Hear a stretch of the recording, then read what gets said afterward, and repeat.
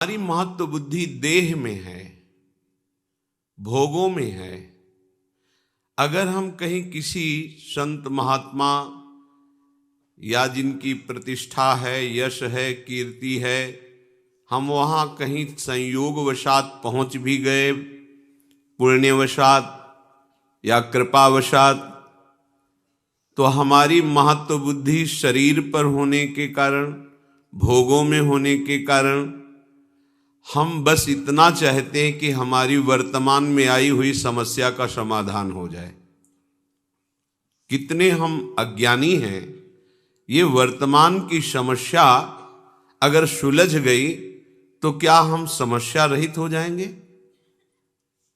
यहां तो हमारे कर्मों का गोदाम भरा हुआ है जो हमें समस्या पे समस्या पग पग पर प्रदान करेंगे। और सबसे बड़ी समस्या है मृत्यु, जिसका किसी के पास सिर्फ श्री भगवान के सिवा कोई उपाय नहीं है।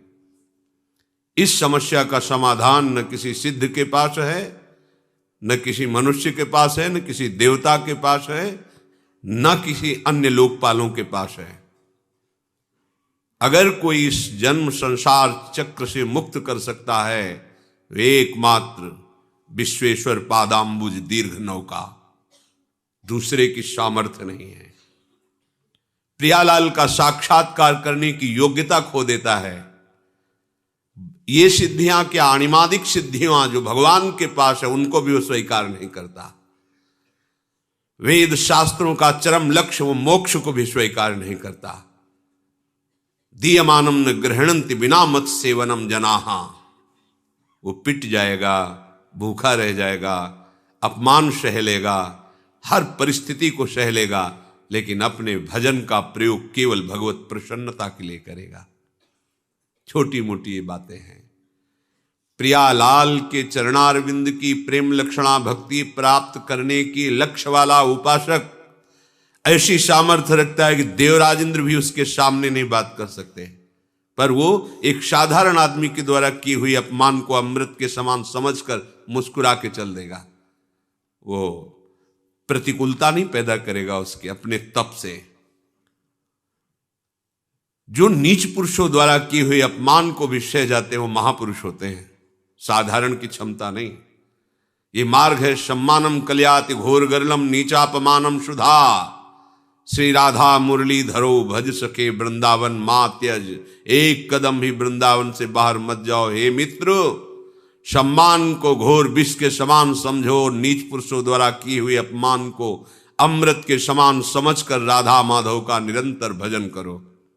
ये भगवत प्राप्ति का जिसको लक्ष्य है, ये छोटी मोटी सिद्धियों की बात क्या, वो सारूप्य सायुज्य सामीप्य एकत्वादि मोक्ष पद को भी ठुकरा देता है। सारी समस्याओं का एक साथ समाधान एकमात्र भगवान श्री हरि के चरणों का आश्रय लेकर निरंतर स्मरण करना।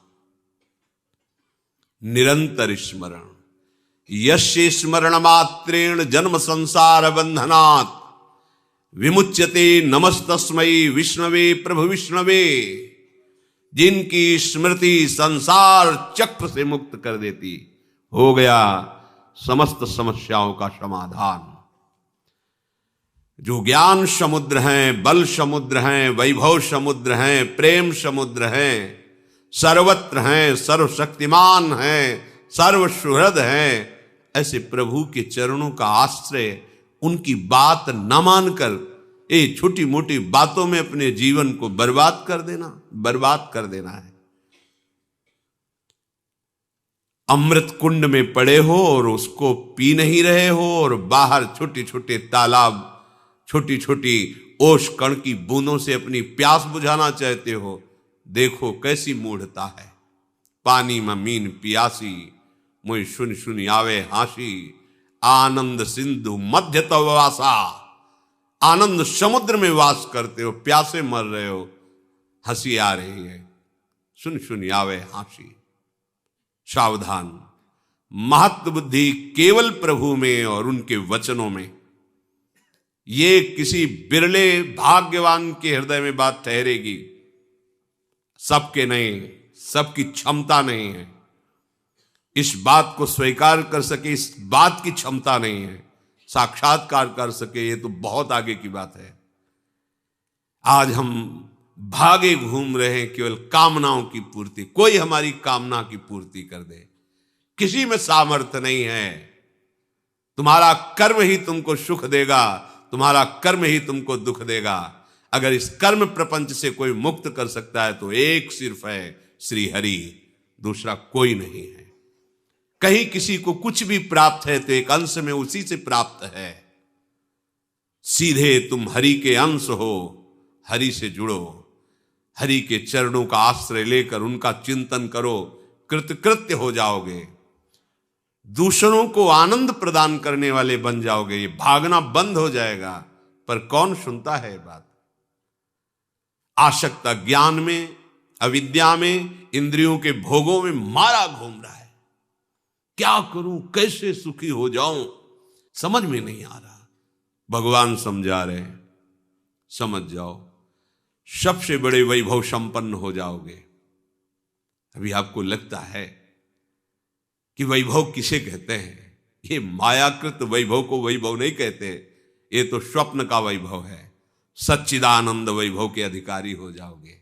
हाँ, श्री वृंदावन नवनिभृत निकुंज की एक कोने की बराबरी किसी भी लोक और धाम में नहीं है। ऐसा वैभव वृंदावन का है। परम ऋषि प्रियालाल की सेवा में निरंतर विराजमान ध्रुवदास जी कह रहे हैं, ये जो वृंदावन है, इसकी जो रज है, यहां की जो वायु है, यहां की जो लताएं हैं, बैकुंठ में भी नहीं। रज की तुल बैकुंठ नहीं, रज की तुल तो और लोक की हिमाई। वृंदावन दुति पत्र की उपमा को कछु नाही, कोटि कोटि बैकुंठ हो तेज, ये वैभव प्राप्त होता है। अनंत सौंदर्य माधुर्य, जहां की लताएं बिखेर रही हैं, और जहां प्रेम समुद्र, सौंदर्य समुद्र, माधुर्य समुद्र, हमारे युगल सरकार गलवहियां देते हुए प्रेम सुख की वर्षा करते हुए विहरण कर रहे। सब समस्याओं का समाधान इनके चरणों का आश्रय है। ये गौर श्याम चरणारविंद का आश्रय लिए बिना भटक लो, कितना भटकोगे, कहां तक जाओगे, कितना दान पुण्य करोगे? महाराज नृग से बढ़कर दान पुण्य कर पाओगे? गिरगिट बनकर कुएं में गिरे थे। किससे क्या? कितनी बड़ी बड़ी यज्ञ की महाराज नहुष ने, इंद्र पद पर गए, वासना ने उनको अजगर बना दिया।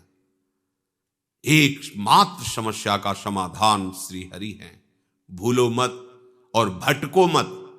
ये दौड़ भाग, ये घिघियाना बंद हो जाएगा तुम्हारा, भिखारीपना बंद हो जाएगा तुम्हारा। मान लो अमोघ दानी प्रभु श्री हरि हैं। बस एक मलिनता के कारण, अज्ञान के कारण तुम्हारी समझ में नहीं आ रही ये बात। जिस दिन समझ में आ जाएगी तुम निहाल हो जाओगे। ये हृदय की बात कहते हैं। ये बाहर की चकाचौंध पर भ्रमित मत हो, ये इंद्रजाल है माया का। किसी की सामर्थ्य नहीं है। कोई भजन करके भगवान में तन्मय हो सकता है, भगवान नहीं बन सकता कोई भी। ये बात समझ में नहीं आएगी सबकी। भगवान सिर्फ भगवान हैं, वो अद्वितीय हैं, उनके जैसा कोई नहीं। जैसे तरंग समुद्र की है, वो अपना नाम रूप खोकर समुद्र बन जाती, इसलिए वो समुद्र ही है। पर समुद्र में अनंत तरंगे प्रकट करने की सामर्थ्य है, पर एक तरंग में सामर्थ्य नहीं कि समुद्र प्रकट कर दे। ऐसे ही सब भगवान का भजन करके महापुरुष जन तरंगवत भगवान में लीन हो गए, समुद्र बन गए, भगवान के स्वरूप में लीन हो गए। पर एक भी में ऐसी सामर्थ्य नहीं है जो भगवान में है। उत्पत्तिम च विनाशम च भूतानामा गतिम गतिम वेत्ति विद्याम अविद्याम खष्टारो भगवान इति। एक क्षण में अनंत ब्रह्मांडों को उत्पन्न कर देना, एक क्षण में अनंत ब्रह्मांडों को लय कर देना, किसकी सामर्थ्य है? कोई दिन को रात करके दिखा दे, रात को दिन करके दिखा, किसकी सामर्थ्य है? एक अविद्या का ऐसा प्रवाह बह रहा है, बड़े बड़े शिव बिरंच का मोह है, को है बपुरान, ये है भगवान। और वही विद्या प्रकट कर ब्रह्म स्वरूप अनुभव करा देते हैं। वही अविद्या, वही विद्या। जीव की गति और दुर्गति का निर्णय करने में समर्थ केवल भगवान हैं, कोई दूसरा इस सृष्टि में नहीं है। ये बात बैठा लो दिमाग में। भगवान जैसे सिर्फ भगवान है, प्रभु जैसे सिर्फ प्रभु हैं, अद्वितीय हैं। हाँ, तरंग समुद्र की ही है, वो अपना नाम रूप खो दे तो समुद्र ही है। ऐसे ही जीव भगवान का अंश है, वो देहाभिमान छोड़ दे तो अपने अंशी में लीन हो जाए तो वो भी भगवत स्वरूप ही है। पर वो अपने को भगवान के समान कहकर और अपना विस्तार करना चाहे तो बिल्कुल सामर्थ्य नहीं है। उत्पत्तिम च विनाशम च, किसी की ऐसी सामर्थ्य नहीं जो हमारे प्रभु की सामर्थ्य है, क्योंकि उन्हीं की सामर्थ्य से सब सामर्थ्यवान है। क्यों घिघियाते हो, क्यों भटकते हो? उनके चरणारविंद का आश्रय लेकर नाम लो, वो नाम जो ऐसे सर्व सामर्थ्यशाली प्रभु को अपने अधीन कर लेता है। सो मेरी पवन सुत पावन नामू, अपने बस करी राखे रामू। श्यामा श्याम का नाम आपकी जिह्वा पर चल रहा तो श्यामा श्याम आपके अधीन है, देखोगे आगे चल करके। पर जपो तो, आश्रित तो हो। हम एक एक समस्याओं को सुलझाने के लिए समस्याओं का जाल बुनते चले जा रहे हैं, समझ में नहीं आ रहा। एक समस्या को सुलझाने के लिए हजारों समस्याएं खड़ी कर रहे हैं। एक ही उपाय है, एक ही उपाय है। इस अपार संसार समुद्र से पार करने के लिए एकमात्र प्रभु की शरणागति, प्रभु का नाम। इसलिए महत्व बुद्धि रख कर मनन करो। यहां महत्व बुद्धि छोटी छोटी बातों में जीवन नष्ट किए दे रहे हैं। इतनी महत्व बुद्धि लगी, बस ये भोग मिल जाए, ये कामना मिल जाए, ये बात बन जाए। क्या बनेगी? मृत्यु सबको चौपट कर देगी। जितना तुम सोच रहे हो क्या बन पाएगा? काल के एक तमाचे में तुम्हारा बनाया हुआ सारा का सारा एक कल्पनात्मक महल बिखर जाएगा। एक क्षण में तुम शरीर से अलग हो जाओगे। क्या है तुम्हारे पास फिर? विचार करो, क्या समस्याओं के समाधान का यही उपाय है जो हमारे साथ निरंतर रह सके, लोक परलोक सर्वत्र हमारी जय करा सके? वो केवल नाम है। हरि नाम जपत जय। कोई भी त्रिभुवन में ऐसी समस्या नहीं नाम जापक को फांस सके। बात समझ लीजिए। जिते विनायक शुभ अशुभ विघ्न करे नहीं कोई। कृपा करके नहीं, डर के। डर के नाम जापक के सामने डरते हैं, विघ्न पैदा नहीं कर सकते, चाहे कोई भी हो, शुभ विघ्न या अशुभ विघ्न। जिते विनायक शुभ अशुभ विघ्न करे नहीं कोई। विघ्न करे नहीं कोई, डरे कलिकाल कष्ट भय। भय भी भयभीत होता है नाम जापक से। कलिकाल डरता है, थर्राता है भगवान नाम जापक से। विचार कीजिए, आप कहां हो? समस्त प्रपंच की इस जाल से मुक्त होने में एकमात्र सहयोगी मिलेगा, केवल नाम। आज मान लो, चाहे अनेक जन्मों के बाद मान लेना। ये विघ्नराज ऐसे नहीं शांत हो सकते। तुम्हारी समस्याओं का समाधान ऐसे नहीं हो सकता। भाग लो, जितना भागना है भाग लो। जो कुछ उपाय करना है देख लो करके। अरे जो उपाय बता रहा है कि आपकी समस्या का समाधान हो जाएगा, वो खुद समस्या का समाधान नहीं जानता कि उसकी मृत्यु का समाधान क्या है, नहीं जानता। उपदेश सुना रहे हैं, हम आपको उपदेश कर रहे हैं, हम आपको बता रहे हैं, पर हमें खुद उस पर विश्वास नहीं है। विश्वास है रुपए पर, विश्वास है नाम पर, प्रतिष्ठा पर, अपने नाम पर, अपनी प्रतिष्ठा पर, अपने यश पर। ईमानदारी से हृदय में भगवान को साक्षी करके देखो, क्या भगवत प्रसन्नता के लिए तुम्हारा जीवन है? क्या तुम प्रभु के प्यार के लिए कर रहे हो? अपने जीवन को क्या प्रभु में समर्पित कर रहे हो? हृदय से देखोगे तो उत्तर मिल जाएगा कि सूक्ष्मता से देहाभिमान मान प्रतिष्ठा के प्रवाह में बहा रहा है हमें। सावधान, ये जीवन केवल भगवत प्राप्ति के लिए है। सब में हमारा प्रभु ही विराजमान है। हम किसको उपदेश करें? हम तो स्वांतः सुखाय तुलसी रघुनाथ गाथा, आराध्य देव का यश गा करके उसी में रमन्ति च तुष्यन्ति च, उसी में रमण करें, उसी में आनंद सिंधु की अपार प्रेम लीला की लहरों में हम आनंद से डूबे। ये डूबने का मार्ग है। हमारे हृदय की वासना भगाए जा रही, कहां कहां नहीं भागे। ब्रह्मलोक गए, तपलोक गए, महार्लोक, स्वर्गलोक, जनलोक, कहां कहां नहीं गए।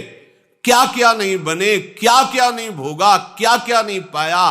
कुछ लगा हाथ वैसे ही खाली हैं। एक बार भी चित्त देकर नाम जप नहीं किया। ये जन्म इसलिए मिला, नाम जप कर लो। सबसे बड़ी बात है प्रभु का हो कि प्रभु का स्मरण करना। स्वयं भगवान करुणा करके कह रहे, भगवान के सब बच्चे हैं, किसी का अपमान थोड़ी करेंगे भगवान। उन्हीं के सब मार्ग बताए हुए हैं, उन्हीं के सब बच्चे हैं। कह रहे तपस्वियों से भी अधिक, ज्ञानियों से भी अधिक, कर्मकांडियों से भी अधिक योगी होता है। योगियों में सबसे श्रेष्ठ योगी मेरे मत में वो है जो श्रद्धा पूर्वक केवल केवल मेरा भजन करता है। उत्तर हो गया, पर अपनापन होने के कारण प्रभु बिना पूछे आगे बोल रहे हैं। मान जाओ, महत्व बुद्धि करके प्रभु की इस आज्ञा पर चलो, इसे अपना जीवन बना लो, कोई समस्या नहीं रहेगी। सच्ची मानिए, तुम्हें एक समस्या दिखाई नहीं दे रही है, इसीलिए तुम और समस्याओं को देख रहे हो। मूल से वृक्ष को उखाड़ दो, बात बन जाएगी। ये पत्ते फूल टहनियां काटने से वृक्ष सूखने वाला नहीं। इसका मूल अविद्या है, अज्ञान है, देहाभिमान है। इसे छोड़ो। इस समस्या का समाधान केवल प्रभु के चरणारविंद और उनका चिंतन, दूसरी कोई समस्या का समाधान नहीं। अनंत जन्मों से न जाने कौन कौन से कार्य किए, आपको अभी पता नहीं है। कभी राजा बने, कभी इंद्र बने, कभी क्या बने, आज तक समाधान हुआ क्या? इसी जन्म में समाधान हो जाएगा। आप हाथ उठा के कहोगे हमारा काम हो गया।